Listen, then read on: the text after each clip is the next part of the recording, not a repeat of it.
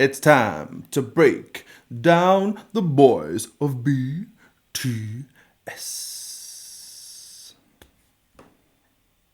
Or the singers, at least.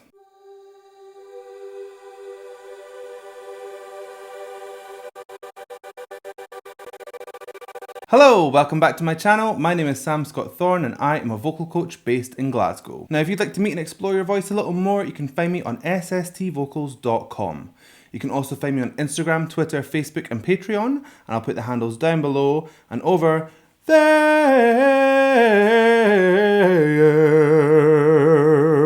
Over there. That was okay, that was kind of funky. I can live with that.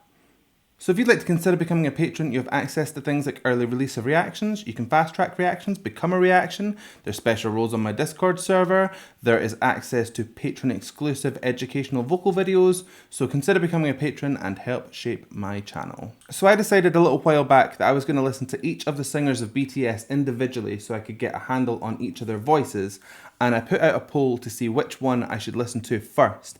And top of that poll, from the get-go, he never ever dropped, was Jin. Now, I have said in my previous videos that I felt like I wasn't hearing enough of Jin, so I'm really excited to just get to listen to him and him alone. Now, the overwhelming majority of people said Epiphany, so we're going to listen to Epiphany. So let's just go and do it. Yeah!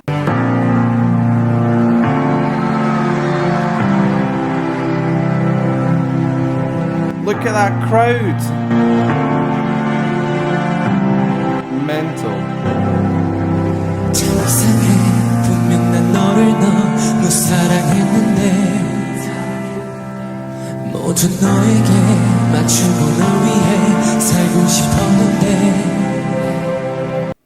So already I'm getting a lovely kind of gentle tone from Jin.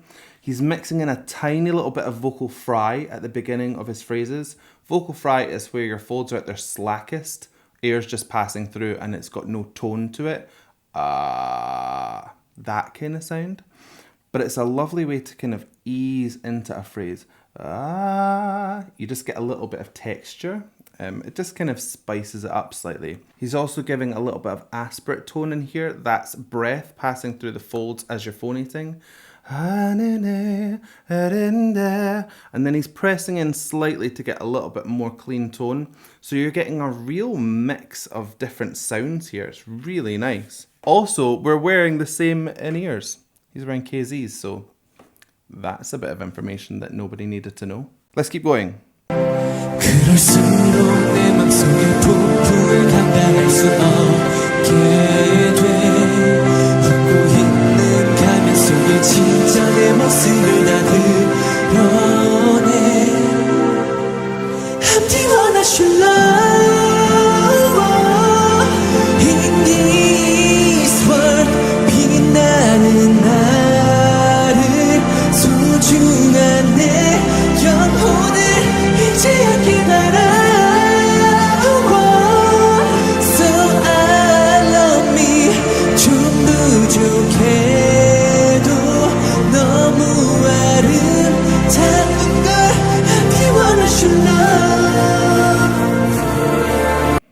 That's lovely. So there's a tracked vocal in the back there, but it's very light. It almost sounds like a female voice, but it might not be. I don't know. Don't hold me to that.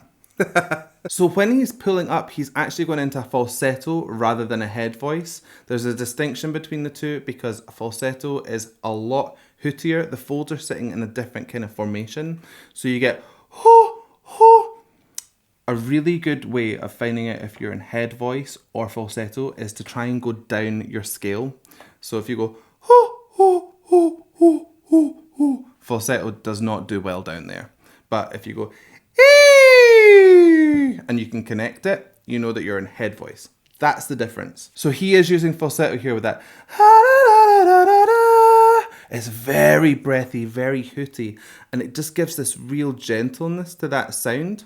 He's then pressing into a little bit more of a head voicey sound as he climbs back up from a chest voice.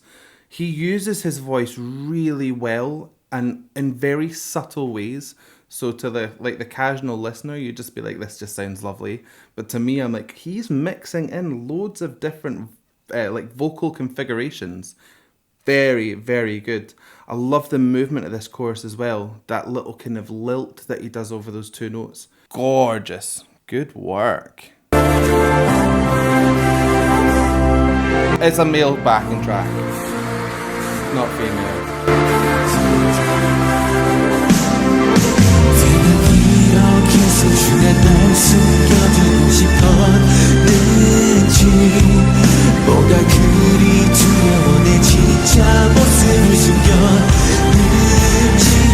Okay, so I've obviously stopped just before something happens because that was a climb. You could hear that key's about to change or something. Anyway, let's talk a little bit about the vocal character that he's giving off just now. So his thyroid cartilage, and that's the big shield-shaped piece of cartilage in your larynx that houses the vocal folds, is sitting vertical. Now, when we speak, it's vertical. When we go into more kind of classic, legit singing, you tilt. E. Hear the difference in those sounds? One is kind of casual, one is it sweetens it up and it makes it kind of more performed, if you like. He's doing all of his verses in a very vertical position. And to me, I love this kind of sound because I feel like they're speaking to me. It's a very personal sound. So when he goes da da da da da da da da da da da da da, if those are the notes, it just sounds really personal. It sounds vulnerable. So it's aiding in the delivery of this song. If he was to do that, like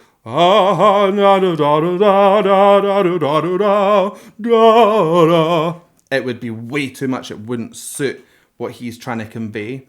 So this vertical position for him is really good. Love it.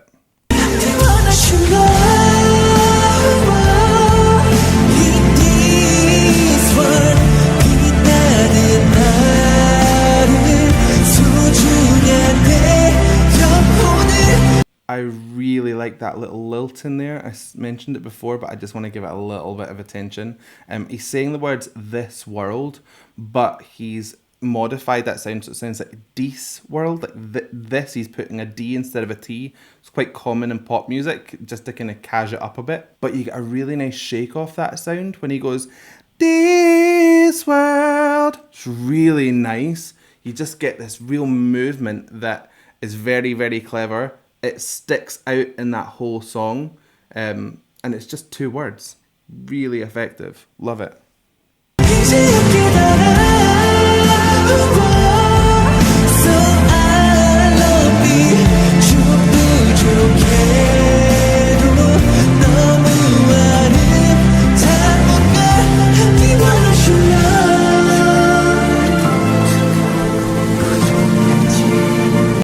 I'll take a really quick second to talk about his larynx position here. Everything is sitting in mid. So as I was saying, the vertical position sounds very casual. It sounds like he's speaking to you.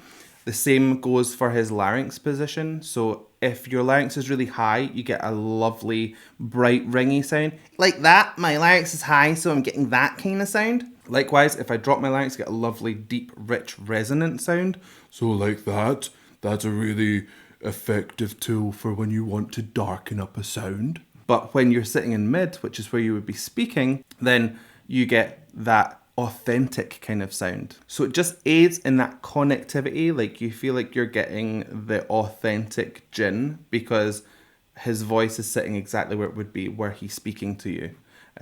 I really like this song and I really like his voice. It's so good.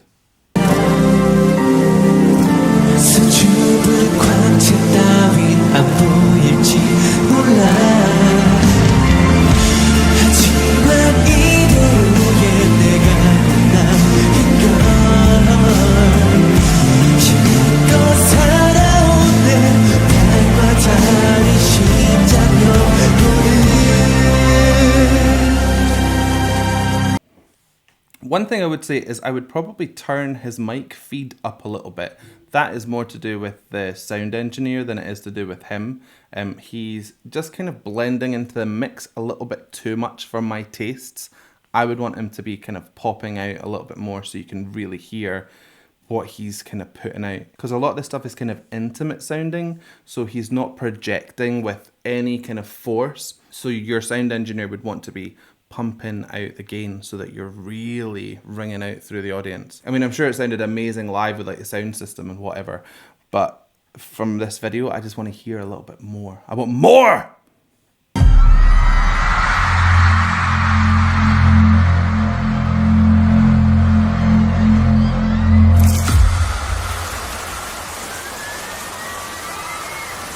What is happening?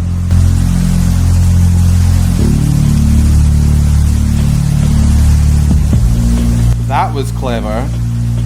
That little transition.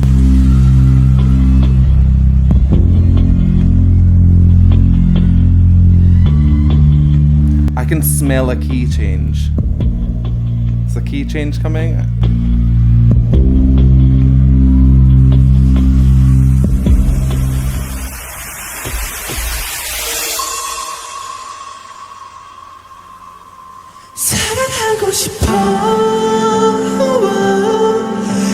Same key.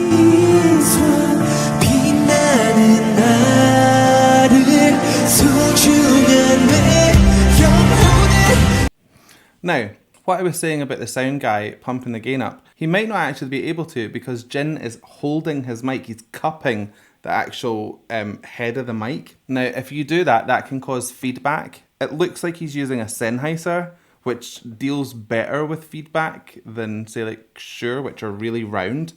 But that could be a reason. He might have to have turned the gain down because he's holding his mic like that. But loads of pop stars hold their mics like that. It's one of those things that if I was to coach them, I'd be like, just move your hand down a little bit, please.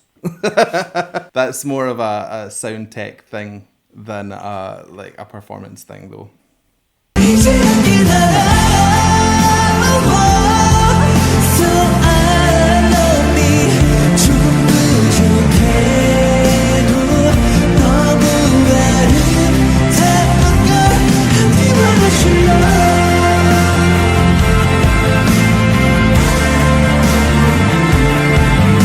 Really good view of his larynx.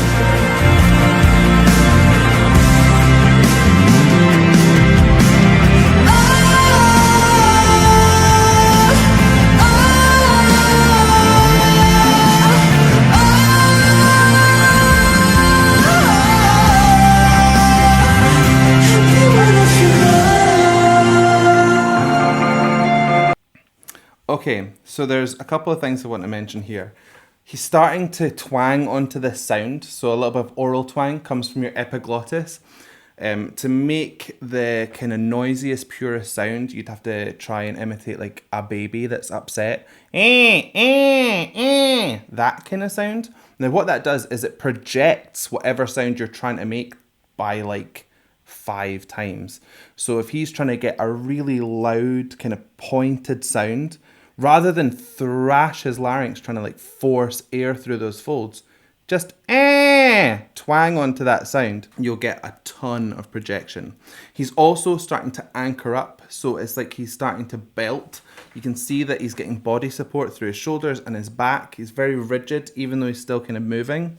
And then the last thing is when he's hitting his higher notes, he's aiming down. That's really important. When you're trying to hit a higher note, don't do this, okay? Because what can happen is you can tighten all the laryngeal muscles around your larynx and it'll make it harder to hit that note, because what's actually needed in order to hit notes is your vocal folds need to stretch, and one way of doing that is by tilting your thyroid cartilage forward, and then it kind of gives you a natural stretch. So if you're doing this, it's going to stop it from being able to do that as well as it could. So when you see him aiming down for these higher notes, I'm like, yes, this boy knows what he's doing. Very good.